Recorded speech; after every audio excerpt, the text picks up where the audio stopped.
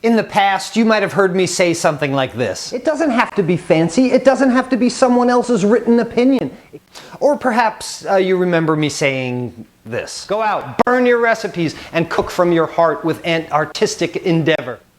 I think I've become pretty well known for this. Recipes are intimidating. Recipes are confusing. This is the biggest problem for the home cook. It's not cooking, it's following recipes. So a chef who talks about burn your recipes, don't cook by recipes, is that to say that I don't have a single cookbook? Well, certainly not. I have cookbooks. I don't have many recipe books, and the distinction in my mind is different. A cookbook will actually teach you how to cook. We'll have methods of cooking. A recipe book has a list of instructions for you to follow without telling you what the underlying method is. So you get the idea. Yeah, I have cookbooks, and I have my favorite cookbooks, but I have very few recipe books. So a guy that talks about burning your recipes all the time, what kind of cookbooks do I have? Let me show you. This is my cookbook cabinet up here. First and foremost, in the way of recipe books, and you've seen me talk about it before, Food Lover's Companion. There's not a recipe in here. This is like a dictionary of food. So when you go to a restaurant and there's a mussels Moliniere in there, you'd be able to look it up in here. If you go to a really fancy French restaurant, then you might want Le Repertoire de Cuisine. No recipes again, but it tells you combinations of things. When I look at filet mignon, Alsace filet mignon is grilled, dish on croutons garnished with sauerkraut and bacon. I mean, it just tells you what it is. So these reference books are my favorite books in the kitchen. Next, on cooking.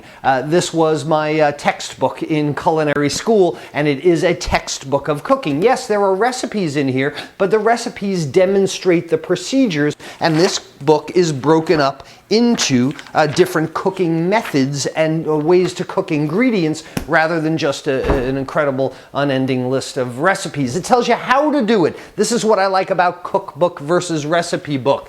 When I get around to baking, professional baking. This was a textbook in culinary school also, but the thing that I really like about this is the formulas in here, and again, they're formulas, not recipes. They're all done by weight. It's a lot easier to bake by weight than it is by quarter cup, half cup, especially European measurements make it a little bit easier, but the American, English, imperial measurements make baking a nightmare. That's got everything weighed for you by weight.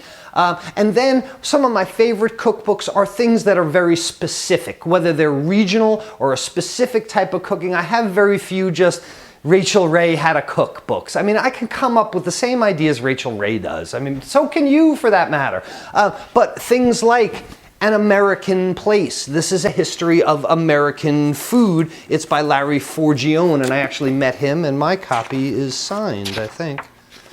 There he is. Haha. So this is specialty American food, and speaking of which, one of my other favorite cookbooks is the Williamsburg cookbook. This is real old-timey stuff, and if you wanted to cook in a certain method, this is the way they cooked way back when Williamsburg, Virginia was. Williamsburg cookbook. Or things like Celebrate San Antonio. I might want Southwestern cooking. Tropic cooking is specific when I want Caribbean cuisines, things like that. There's another great one that is a reference book, not a cookbook, The Flavor Bible. Karen Page and Andrew Dornenberg. The Flavor Bible goes over herbs, spices, flavors, all kinds of ingredients and what they go with. Not much recipe in there, but knowledge for you to create recipes from. Along the same vein, my New Orleans cookbook. You get the idea? I mean, there are recipes in there as well, but it's not how to make a grilled cheese sandwich. It is how to cook in a specific method. So of all these cookbooks, what's my number one cookbook? What's my favorite? What's the greatest cookbook? Let me show you this.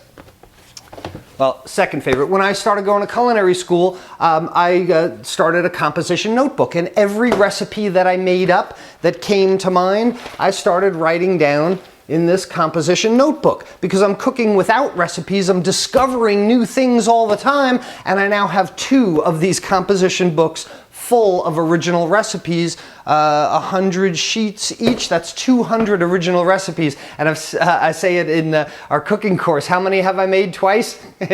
Not a single one. Now the prize, the creme de la resistance, or however they say it. This is my grandmother's cookbook. My 102-year-old grandmother who just passed this year. This cookbook from 1921, handwritten by her. She was 14 years old in school at the time. And this is food history to me. The things that they use, you see fatback in here. You see lard and bacon rendering and soured milk. There's a recipe in here for souring your milk with vinegar. So when you learn to cook without recipes by basic cooking methods, the types of cookbooks, not recipe books, the types of cookbooks you choose will change, because you'll be interested in styles of cooking, in types of cooking, not just searching for another way to make macaroni and cheese. I'm hoping that you can come up with your own Rachel Ray macaroni and cheese. For me and you, I'd rather get inspirations from recipes. I'd rather get ideas from recipes and then make them my own by changing the cooking method, changing the ingredients, anything that I'd like. But you'll see that the cookbooks that I have are very narrowly focused because I want to put my interpretation in on them.